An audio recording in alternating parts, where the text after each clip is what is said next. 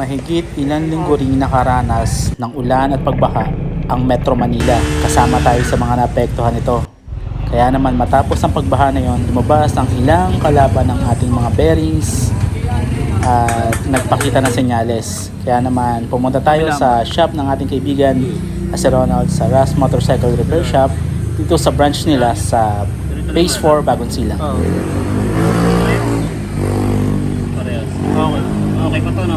Isang muna, no? Magpapaling daw, magpapaling. Matukusin pa rin naman yan, eh.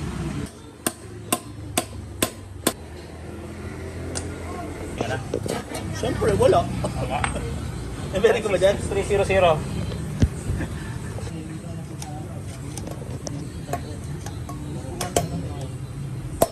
Dumog muna eh. Ito ang ipapalit nating wheel bearing, NSK brand.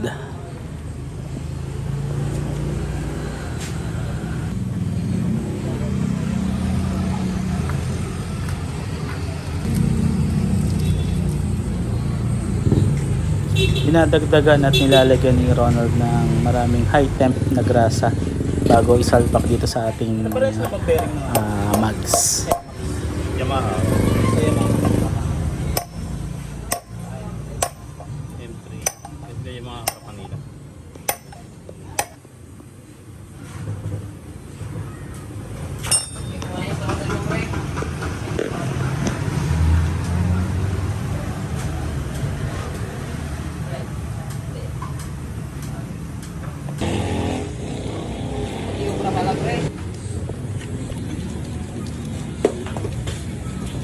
Nagbayad yun sa brake pad. Nagbayad na yan sa brake pad.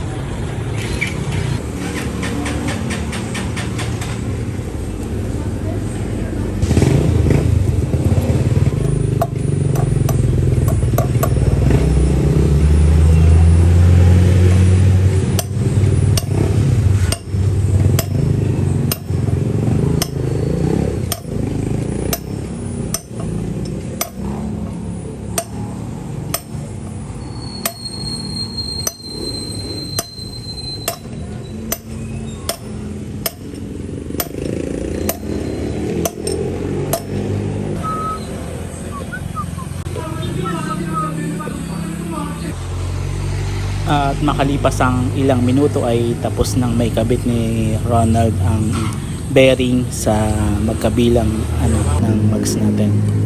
Ito nga pala yung bearing na kinabit at ito yung code niya para sa kaalaman ng ating mga nanonood. 6300. Nabanggit din natin kay Ronald na sa tuwing pumaprena tayo sa likod ay parang may nagkakalasang bakal, may natutunog tayong parang ganito tuwing pumapreno tayo. Kaya pagkasabi ko sa kanya, alam kagad niya kung ano yung possible na naging cause nito. Tayo sa kanya yung bear Simula naman ng hindi pa napapalitan yun.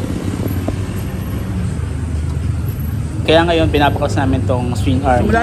Simula naman nabili yan, hindi pa napapalitan eh. Kasi pag pumipreno ka lang eh, diba? Oo, pag pumipreno lang nagagano siya, tunog.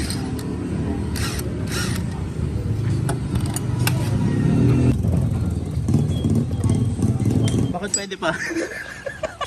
Wala pa katog. Ayun o. Tinan mo, lapit po doon. Ayun o. Maalog niya. Tagal na naman, 2019 yan eh. Anong year na ngayon? 2026. Sulit na. Alog.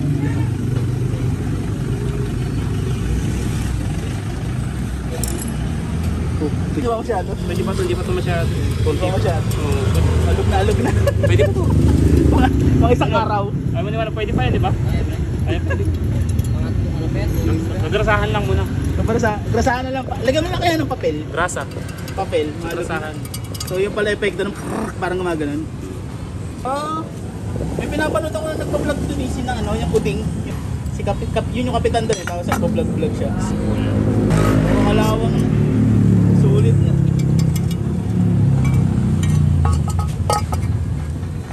Kaya natin bearing yan.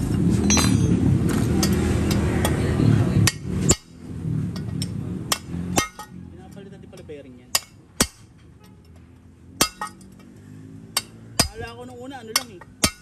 brake pads eh. Putik, sulit.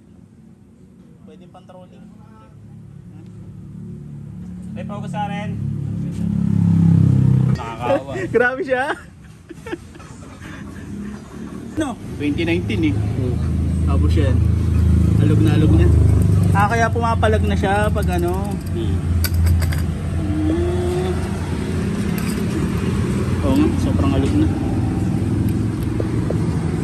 Sulit na. Pwede pa naman, di ba? 2019, tapos 2026 na ngayon. Ilang taon din yun? 1920. 7 years din tinagal. Ay, sa inyo. Before and after.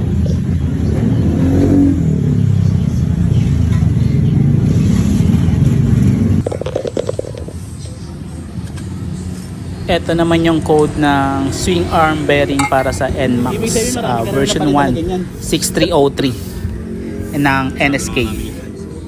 Pesado na nga yung size. Siguro mas malala pa kaysa dyan. Hindi matanggal na. Hindi, may pinakamalala pa lang, hindi na namin matanggal. Hindi nangyari sa akin dati sa ano. Ito. Yan, naiiwan na yan. Oo. Naiiwan yan. Natanggal namin to. Naiiwan itong ano to. Hindi namin siya matanggal doon. Nangyari sa akin dati yan sa sniper. Naiwan yung gitna. Hindi, madali lang yun. Kumalas na. Biglang nagugigal yung gulong. Madali lang yun eh. Yung ito mismo naiwan doon sa may matanggal, stock up. Hindi na matanggal. Dami na sa atin nila kung may welding na. Bunot malala talaga yun. Naman na natin ang marami. Tatagal ulit ng mga taon yan. Kasi matagal yung bago ulit na nila. Hindi na ito masyadong pagod. Kailang katagal na lang. Naman na natin ang maraming pinagkasa.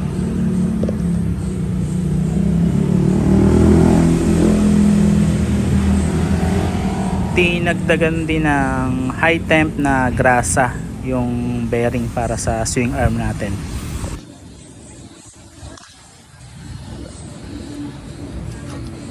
Baka lumilim-lim lang yun. Yung mga sampugat lang lumilim.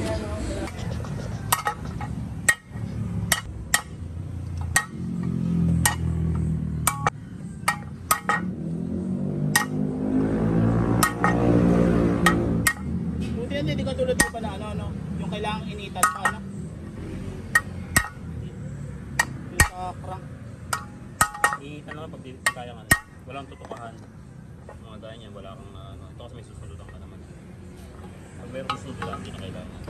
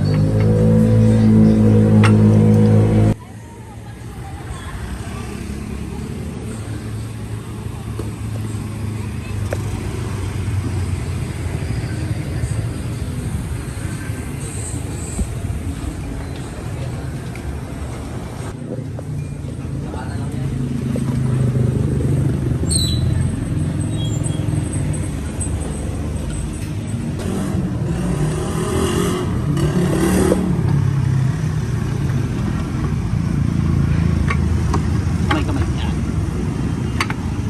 Suave.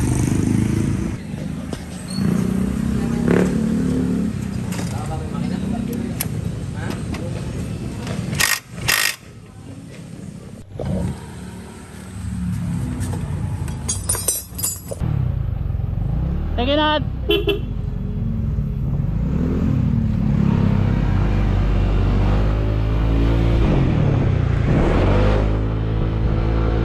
Okay na ulit.